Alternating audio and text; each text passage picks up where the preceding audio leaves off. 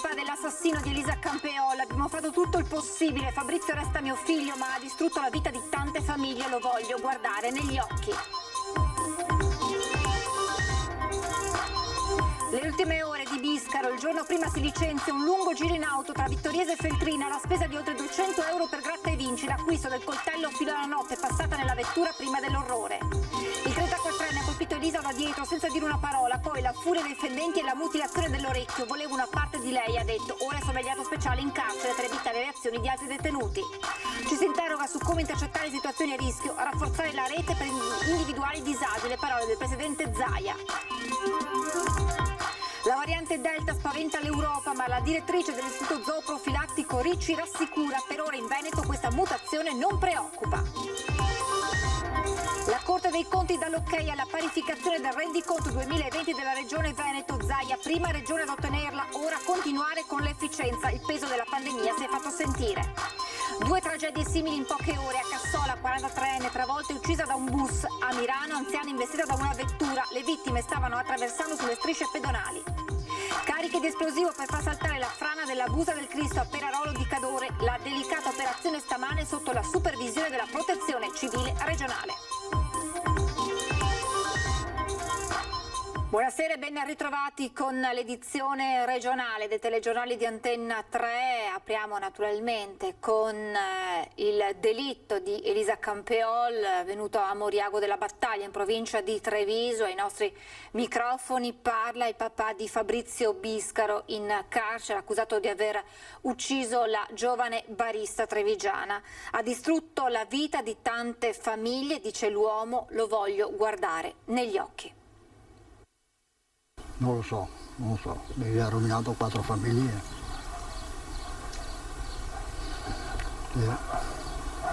Mia figlia abita a Salisburgo, noi qua, mio figlio è là e la ragazza che non c'entra niente. Quando ai funerali della ragazza? Non so quando sono. E lei come sta? Più dormito? No. Sempre là. Passano le ore, si aggiungono dettagli inquietanti, aumentano gli interrogativi e il caldo torrido qui in via Posmona col San Martino diventa una cappa di dolore. I balconi socchiusi sembrano quasi trattenerlo. Mario fuma nervosamente, sa che il gesto di suo figlio ha segnato un solco ancora più drammatico nell'esistenza di un'altra famiglia. E cosa si sente di dire ai genitori di Elisa? I genitori cosa vuole? Sono sulla stessa situazione nostra, forse anche più grave da loro. Ma per il momento non posso andare da loro, perché ho finito all'una di notte a Valdobbiadene, poi sono crollato, mia moglie poi. Mario torna poi con la mente a martedì, l'ultimo giorno prima del massacro di Moriago. Il martedì è andato al lavoro, è ritornato all'1:30, ha mangiato, poi noi siamo andati via, fino a portare via del materiale. Quando sono ritornati non c'era più.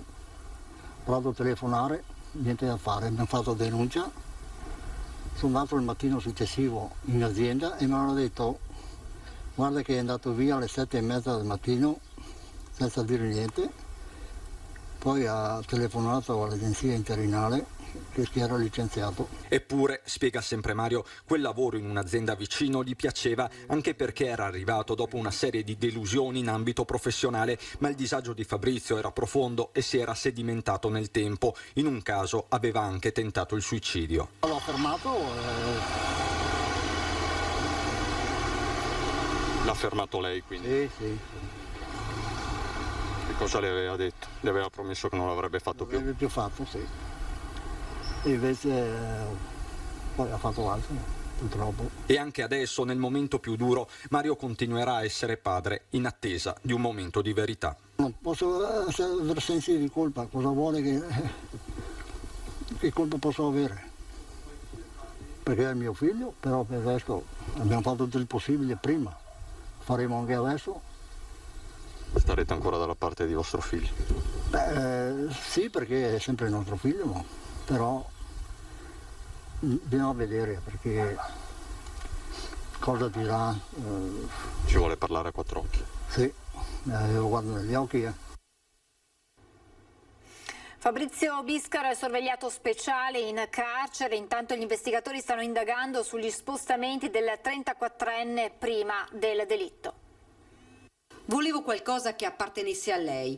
Parole agghiaccianti di una folle lucidità. Fabrizio Biscaro in un istante ha cancellato la vita di Elisa, l'ha barbaramente uccisa a sangue freddo, poi le ha tagliato l'orecchio che ha messo assieme al coltello dentro uno zaino. Meno di 24 ore per una tragedia senza un perché. Tutto ha inizio la sera prima, il 34enne come ogni giorno va al lavoro, timbra ma dopo mezz'ora esce. Il suo stato psichico probabilmente è già alterato. A pranzo rientra a casa ed è l'ultima volta che lo vedono i genitori. Fabrizio nel pomeriggio sale in auto ed inizia la sua corsa verso una follia che lui non può più controllare. Prima da un tabacchino acquista una cinquantina di gratta e vinci per 200 euro, poi entra in un supermercato ed acquista un coltello lungo di quelli per tagliare il pane, una lama di una ventina di centimetri. Poi di nuovo alla guida della sua Polo nera, raggiunge la zona del Vittoriese, poi si dirige verso la Feltrina, trascorre la notte in macchina e la mattina entra nel parco dell'Isola dei Morti dove compie il massacro. La sua rabbia, dice, era cresciuta e voleva uccidere qualcuno. Il suo nome è Elisa. La vittima aveva parcheggiato nello stesso posto la sua 500, poi si era sdraiata a prendere il sole. Lui l'ha colta di sorpresa da dietro, un vero agguato. Un primo colpo l'ha fatta cadere dalla sdraio e poi ha infierito almeno una decina di volte. Le grida disperate di aiuto sono state sentite da 2 passanti che sono accorsi troppo tardi per Elisa, ormai agonizzante. Fabrizio ha compiuto il suo massacro. Poco dopo si è presentato alla caserma dei carabinieri. Sono stato io, le prime parole. Ora spetto agli investigatori accertare i suoi spostamenti e rispondere a domande che per ora non hanno una risposta. Sono aspetti che stiamo verificando, quelli degli spostamenti di queste ore che hanno preceduto questo episodio efferato, così come stiamo approfondendo anche la personalità di questo soggetto, sempre d'intesa con il Procuratore della Repubblica, a cui cercheremo di fornire un quadro più possibile completo di questo episodio che purtroppo si è palesato in tutta la sua drammaticità. Si indaga, si cerca di capire, rimangono degli aspetti da chiarire. Davvero Fabrizio, come ha detto, non conosceva Elisa? Non l'aveva mai vista? L'ultimo sguardo di Elisa è stata verso di lui, verso quella persona armata e senza pietà. Ora si trova in carcere a Treviso, sorvegliato speciale per evitare conseguenze o reazioni di altri detenuti. A terra, sul Piave, quel sangue difficile da cancellare e da dimenticare. E su quanto accaduto e sui tanti interrogativi che si aprono ora ha parlato il presidente Zaia e l'assessore regionale Lanzarin. Un'autentica tragedia quello che è accaduto, si stenta ancora a credere che possa accadere che una persona lì, tranquilla, indisturbata, nel greto del Piave, che prende il sole, si riposa, ha la sfortuna di incontrare il destino e un destino così atroce. Nelle parole del presidente del Veneto, tutto lo shock di un'intera regione per il brutale assassinio di Elisa Campeol, un delitto che apre una più ampia riflessione sull'assistenza alle persone che soffrono di disturbi psichici, partendo dal monitoraggio di situazioni a rischio. Un monitoraggio assolutamente sempre più puntuale di queste situazioni familiari, di andare in aiuto alle famiglie ma anche di avere contezza di quello che sta accadendo. Ma la rete c'è, va ancora più intensificata, diciamo che si parte dalla famiglia, si parte dal centro di salute mentale, da quello che sono le cure, la verifica che le cure poi vengano praticate, poi è fondamentale che ci sia anche un supporto alle famiglie perché in questi casi è fondamentale anche che le famiglie trovino subito una risposta. E oggi interviene anche il ministro della Salute Speranza nel corso della seconda conferenza nazionale sulla salute mentale, spiegando come questa sia una priorità per il governo. Le persone con disturbi mentali continuano a ricevere risposte che non sempre sono pienamente adeguate. Dobbiamo riconoscere che negli ultimi decenni l'attenzione dedicata alla sofferenza mentale non sempre è stata all'altezza. Voglio assicurare il mio impegno personale e quello del Ministero, ha aggiunto Speranza, per individuare ipotesi volte a sostenere concretamente i servizi di salute mentale, perché senza questa non c'è né ripresa né resilienza. Fare rete tra le varie realtà sul territorio per individuare possibili situazioni a rischio deve dunque essere una priorità. È difficilissimo perché sono casi che non sono noti alle istituzioni, non sono noti ai comuni, non sono noti alle aziende sanitarie, ai distretti e quant'altro. Però con le strutture sanitarie territoriali, i distretti, i nostri centri di salute mentale stiamo cercando anche effettivamente di mettere in campo tutte le azioni possibili per intercettare questi casi e per poi dare un percorso riabilitativo e evitare tragedie come quella che è successa a Moriago. Veniamo all'emergenza Covid, continua il sequenziamento del virus in Veneto alla ricerca delle varianti. Al momento la Delta, che spaventa molti paesi europei, non preoccupa la nostra regione, ad affermarlo è l'Istituto Zooprofilattico delle Venezie. In diversi paesi europei si assiste ad una crescita esponenziale di casi dovuti molto probabilmente alla variante Delta, che ora fa paura anche in Italia. Dal Ministero della Salute arriva una circolare con l'aggiornamento della classificazione delle nuove mutazioni che raccomanda di rafforzare il tracciamento e di applicare tempestivamente e scrupolosamente sia le misure di contenimento della trasmissione previste che le misure di isolamento e quarantena in caso di VOC Delta sospetta o confermata. Il documento spiega inoltre che vi sono evidenze che quanti hanno ricevuto solo la prima dose di una vaccinazione che prevede il richiamo sono meno protetti contro l'infezione da variante Delta. Al momento questa mutazione del Covid non preoccupa il Veneto, lo afferma la dottoressa Antonia Ricci, direttore generale dell'Istituto Zooprofilattico delle Venezie. Fatta eccezione per i focolai diffusi soprattutto nel Trevigiano, relativi al contagio che ha riguardato alcuni nuclei familiari indiani, parte dei quali lavora in un'azienda della provincia, la situazione, sottolinea Ricci, non è di una diffusione preoccupante.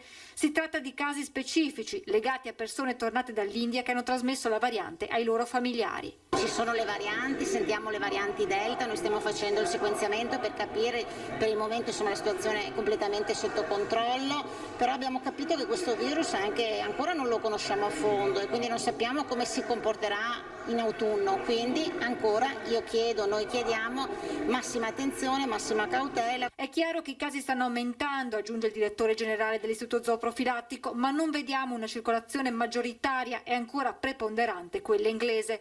Per Ricci questa variante del virus in Veneto sta trovando due ostacoli, ovvero l'alta percentuale di vaccinati e la stagione estiva.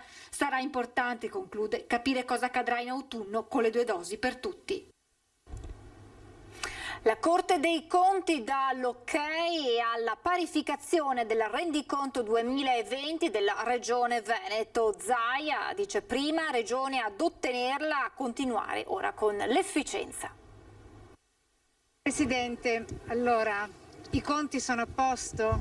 Giudizio di parificazione? A postissimo, no, è andata bene, l'udienza è andata bene, hanno parificato, la Corte dei Conti ha parificato il nostro bilancio, devo dire che siamo i primi in Italia ad aver parificato il bilancio 2020. Particolarmente apprezzati dai magistrati contabili i risultati finanziari dell'amministrazione, in particolare quanto fatto dal 2016 ad oggi sul risultato di gestione, amministrazione, indebitamento e sui tempi di pagamento. Sui derivati la Corte indica di mantenere una costante e vigile attenzione sull'andamento dei mercati. Conti a posto, dunque dove a pesare soprattutto una voce su tutte. La pandemia in assoluto, il tema della pandemia è stato un tema importante, un tema che ha pesato per un fatto di bilancio e anche organizzativo, quindi si è parlato molto in questa parifica anche dei conti della sanità e il fatto di aver vagliati e passati i conti della sanità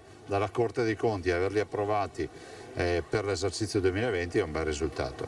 Il tema dell'aggravio della spesa sanitaria legata al Covid in primo piano nel corso di tutta l'udienza, argomento che andrà posto nella prospettiva di una promozione complessiva sul bilancio della sanità, che come noto occupa con i suoi oltre 9 miliardi i 2/3 dell'intero bilancio regionale, così sempre Zaia.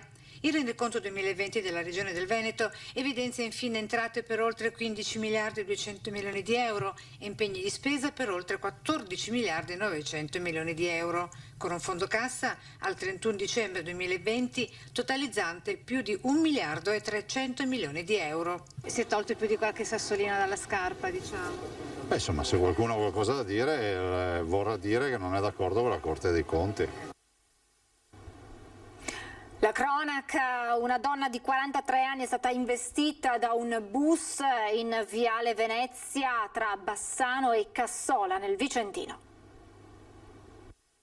Una donna di 43 anni è morta dopo essere stata investita da un bus. È avvenuto in Viale Venezia a Cassola, dove Mara Girardi, questo è il nome della vittima dell'incidente stradale, stava attraversando sulle strisce pedonali a poca distanza dalla sua abitazione.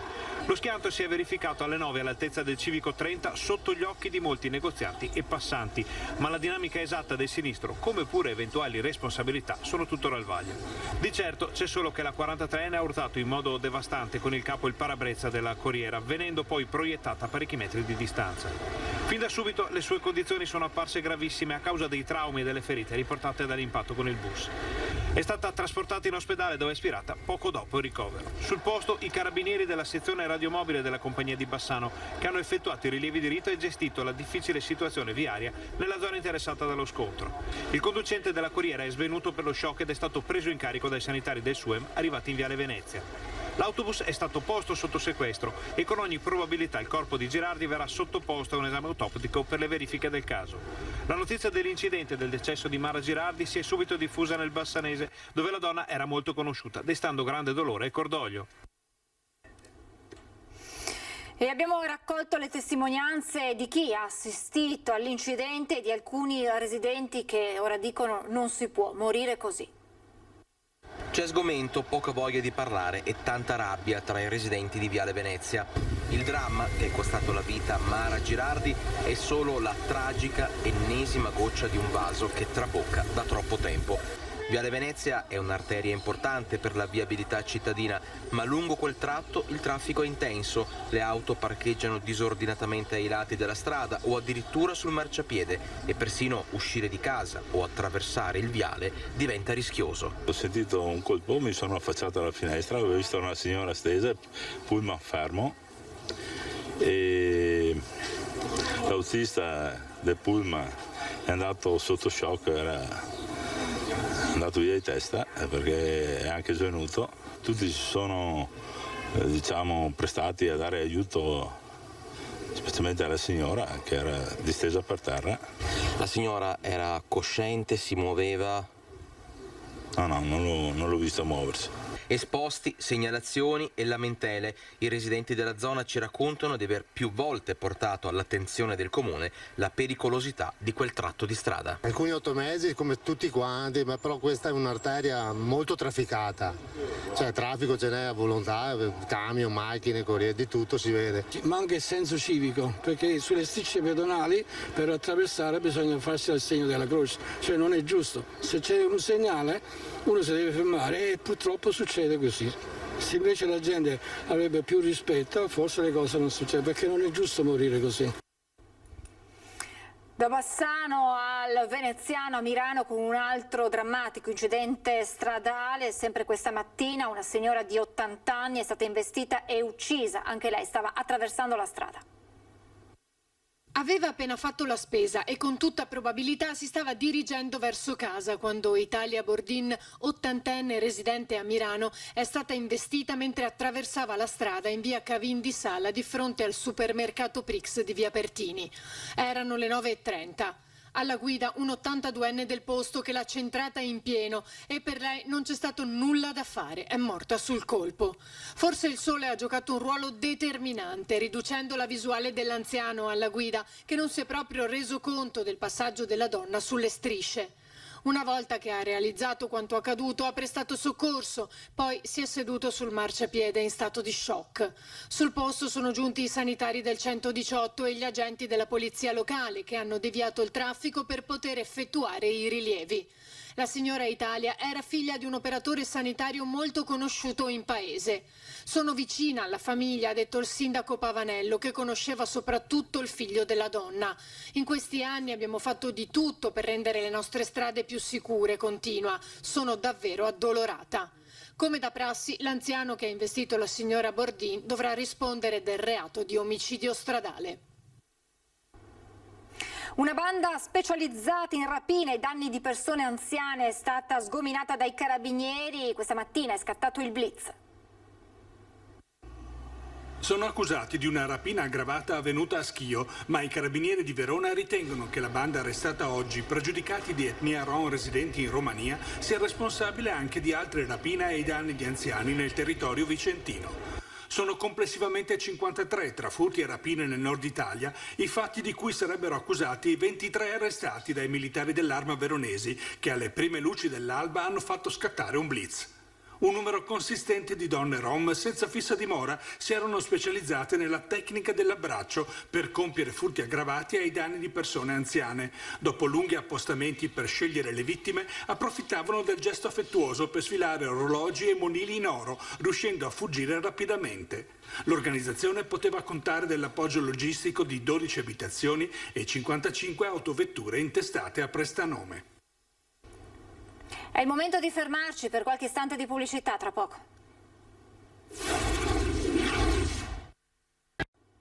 Rieccoci in diretta, andiamo a Padova, alla Stanga, per l'esattezza, dove i cittadini denunciano una situazione diventata ormai esasperante.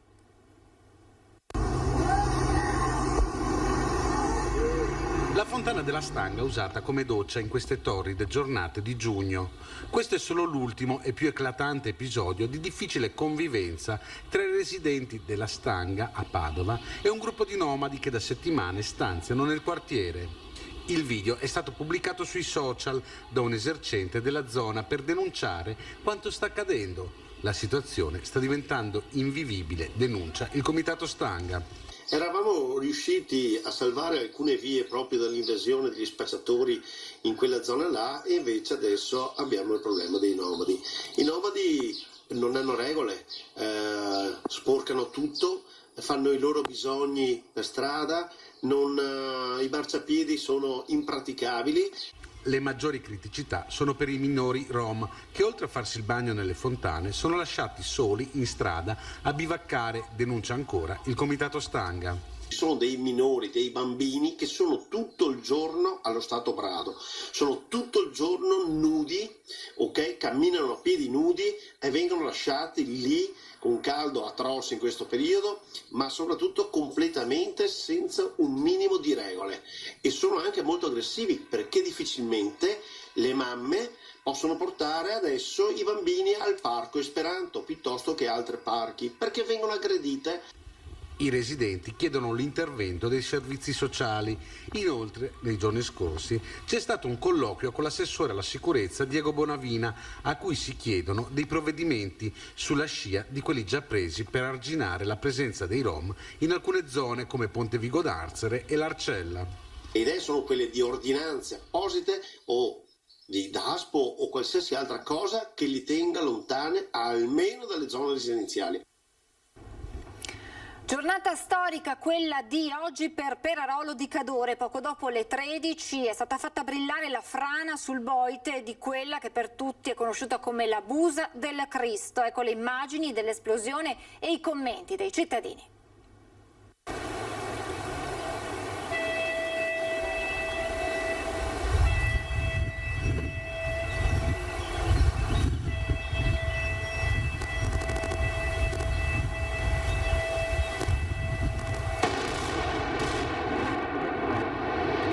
Ore 13:30. Questo è il risultato di 800 kg di dinamite sulla frana della Busa del Cristo sul Boite a Perarolo di Cadore. Un intervento che si è reso indispensabile per mettere in sicurezza non solo il costone ma l'intero abitato che dal 2000 vive sotto scacco. È un po' tanto, però purtroppo è una frana che ha dato problemi anche agli scienziati e ci hanno studiato parecchio e finalmente siamo arrivati a una decisione. Questo è uno dei classici esempi appunto che ai lati dei corsi d'acqua il materiale quando c'è la piena viene eroso e quindi scendono le frane verso i corsi d'acqua e questo ne è un esempio. Ovviamente qui siamo in una situazione particolare perché abbiamo un centro abitato, abbiamo la confluenza fra due importanti corsi d'acqua che sono il Piave e il Boite e soprattutto quando si creano queste frane che vanno a ostruire temporaneamente il corso d'acqua si possono generare quelli che tecnicamente vengono definiti fenomeni impulsivi e che sono delle onde di piena che poi si trasmettono a valle e possono creare problemi a valle.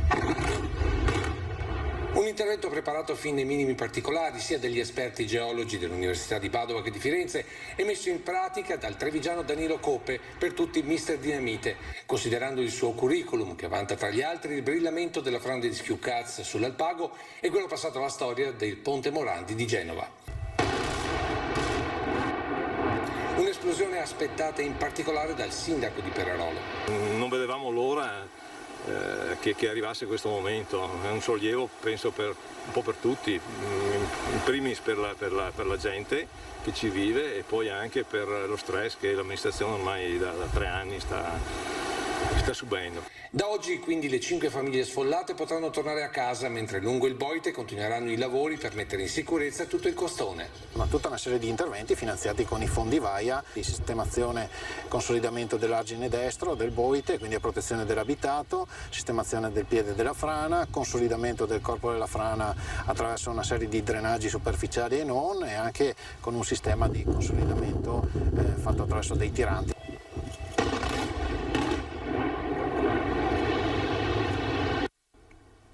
Momenti di panico e raffica di telefonate ai vigili del fuoco in mattinata tra i comuni di San Michele al Tagliamento e Latisana. Le segnalazioni parlavano di una forte esplosione che aveva fatto tremare molte abitazioni. Le verifiche dei vigili del fuoco però non hanno portato a nulla. I pompieri propendono quindi per l'ipotesi che un aereo militare, un caccia, possa aver superato la barriera del suono, provocando il boato impressionante come già accaduto in passato. Siamo in chiusura, vi lascio le previsioni del tempo, grazie per essere stati con noi e buon proseguimento di serata.